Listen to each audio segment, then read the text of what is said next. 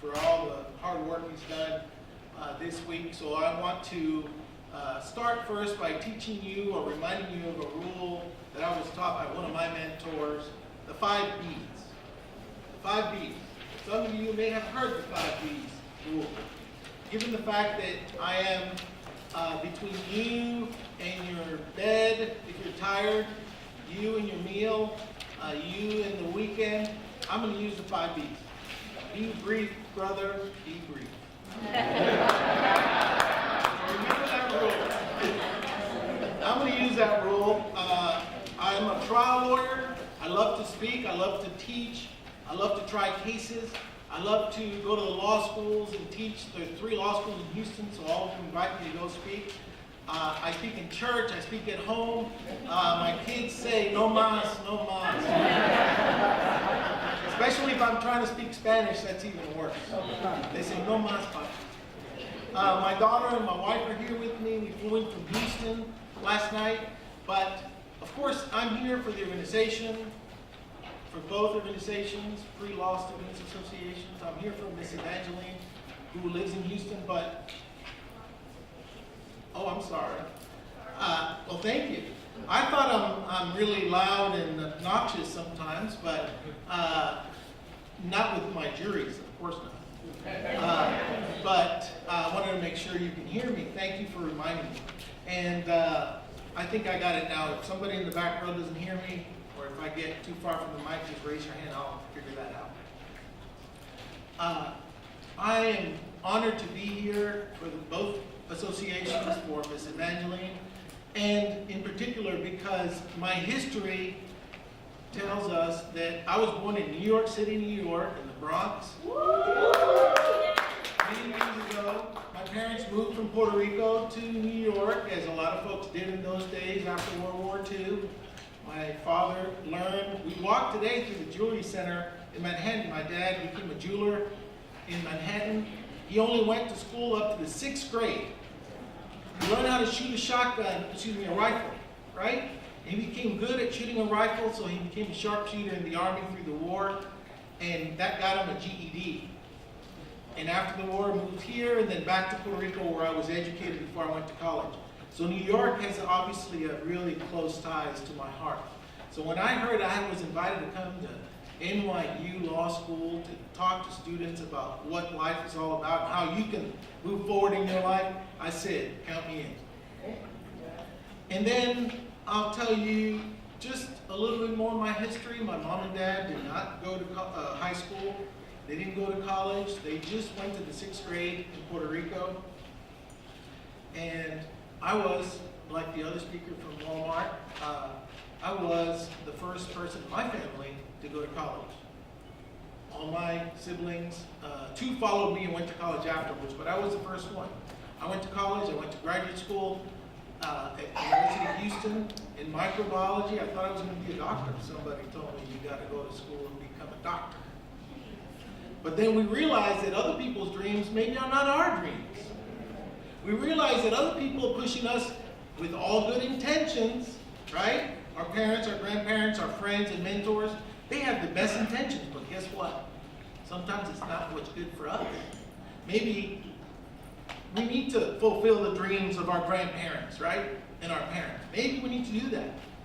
But it needs to be done through our passion, our desires, and our need to succeed. Because if you're only doing something for somebody else, there's a great chance you'll wear down, you'll stumble, and you won't make it. So my history starts like that. I was a soccer player. Can you believe it? This little guy like me played goalkeeper in college. And it was so long ago, the goalkeepers used to be short. If you look at goalkeepers now, they're 6'5" or 6'6" or huge. I used to be a goalkeeper at 5'8", plus my 1-inch high heels, I called them. 1-inch soccer spikes. So I claimed to be 5'9". But you know what it did? It took me to Houston, where I was blessed to get an education. It took me to Houston, where I was blessed to learn a little bit more about what it is to be put down. I hate to say it that way, but I think some of you understand what I mean. When I went to Texas, I didn't realize that being called a Mexican is a bad thing. Oh, he's just Mexican. And I suddenly realized, oh, they're telling me something bad, I guess. I'm from Puerto Rico. I don't know what that means. No, but I quickly realized what they were telling me, right? You don't have to be a super genius to realize what they're telling you when they're calling you a Mexican or worse. So you know what I started doing? I said, yes, I am a Mexican. So what? Whoa, you're pretty good for a Mexican. So the story's changed, and I changed the dynamic. But what I realize is that not just Mexicans, not just Latinos, not just African Americans, all of us fit one bill. If you don't look like the other person, they want to put you down. But I got news for you. The beauty about becoming a lawyer is that no matter what you look like, you have a talent and an ability that is so unique that nobody can ever take away. You know how your parents always tell you, son or daughter, your education is something nobody can take away. And I agree with that. You should keep that in mind always. But becoming an advocate, becoming a lawyer, a litigator, somebody who can speak for others that can't speak, somebody who can stand up for others that don't have the power to stand up, somebody who could raise their fist and their voice and say, no más, that's powerful. And that's what you as law students and law students to be will have the power to do. I guarantee it. So let me tell you, a lot of people say, if you look at my bio, they say, well, you've accomplished a lot in life. And I give God the glory for all the things I've accomplished. But let me tell you, thank you, praise God. But let me tell you what, you can call me an overachiever, right? If you've done a lot, what do people say? Oh, you're an overachiever. But guess what? I don't want to be an overachiever. I want to be an overcomer. Because that's what I am. Through God's grace and God's power, I have overcome some difficult times. I have overcome some struggles that maybe were too tough for the other person. But I had that extra power in me. In 1979, a long time ago for some of you, 1979, I was in a terrible car wreck in San Juan, Puerto Rico, where I almost lost my life. That day, December 14, 1979, I will never forget. And sometimes in life, we go through struggles that cause you to have scars, physical scars, deep woven scars in your heart. But that's not the end of the story, right? Just because you had a tough time does not mean you cannot overcome. So I overcame a difficult time. But as soon as I woke up in that emergency room in 1979, I looked at myself, I was beaten, I was burnt, I was crushed, with broken bones. I said, thank you, Lord, you got me out of this because here I am. And then I said, what am I going to do with my life? I started thinking, what am I going to do? I'm not going to sit down and be, beaten. I'm not going to sit down and be sad or crushed. What am I going to do with my life? So, you aim high. If you start looking at everybody's life in this room, every one of you can say, either me or my parents or ancestors or grandparents, we suffered through hard times, right? We can say, they didn't go to school, they didn't have a good job, we were poor, we lived in the projects. We drove around New York today, and I remember, my project is long gone in the Bronx, right? But I remember, we lived in a project in New York. That's where I was raised, at least till 6 years of age. And I said, that place is gone. It doesn't exist anymore. The memories in our heart and our minds still do. But I want to be an overcomer. I want to be somewhere better than that. Not because I want to forget my culture, forget my ancestors, or forget my family, because I want to stand up with a powerful voice and say, I've overcome. So I think you all should think about it that way. But now let me tell you the best thing. What does law school give you? What does law school give you? Because my law school, South Texas College of Law in Houston, teaches advocacy, and I will boast for my law school, so my dean is happy. One of the best advocate schools, law schools in the United States. We've won over 120 national championships since the school was started in 23, I believe, and here we are over 90 years later being great advocates, right? So that's great for my law school. But what does law school give you? Whether you're at South Texas College of Law, Houston, or whether you're here, or whether you're at Temple, wherever you're at, what does it give you? It gives you the duty to argue. I want you to listen to these words very carefully. The duty to argue. You understand what that means, the duty to argue? You can argue with your spouse. You can argue with your partner. You can argue with your parents, with your children. You can argue with your classmates. You can argue with your supervisors. You can argue with yourself about things. Law school gives you the duty to argue. And why is that? Why do I tell you that? Because to argue is to advocate for somebody. To advocate means to stand up for somebody. So I tell you today, take that duty to heart. The duty to argue. Argue with folks about things. Present your side of the story and stand up for somebody who needs your support and your help. Because in life we can see that Moses argued. He had a duty to argue. Right? And our president that argued for us many years ago, he argued for us to have freedom. He had a duty to argue. Abraham Lincoln did that. Martin Luther King had a duty to argue, and he argued for equality, for civil rights. He had a duty to argue, and he stood up and said, I will argue for that. And we have the duty to argue. And I had the duty to argue. So what did I do? When a police officer was injured in Houston, and the insurance company was denying his claims, he had brain injuries, shoulder injuries, over $1 million worth of medical bills, I said, I'm going to take that case.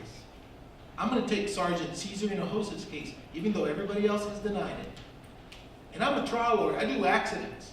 This was an injury on the job, so it was a labor workers' comp type case. Something a little bit outside of my area.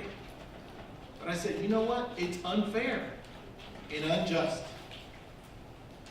And when you see injustice coming down the road, you know what it looks like, right? You can hear it, you can smell it, you can sense it right in here. And when I saw how this man was being treated unfairly by the insurance company only because his medical bills were high, they said he wasn't working at the time, even though he's wearing a Harris County uniform and his Harris County motorcycle. That means Houston. They said no. So I took it to trial, I took it on appeal, and we made new law in Texas that if you're working on call to become on duty, that means you're doing some other stuff, waiting for the call. As soon as you take the call, you're working for the county. And they paid them. They took care of them.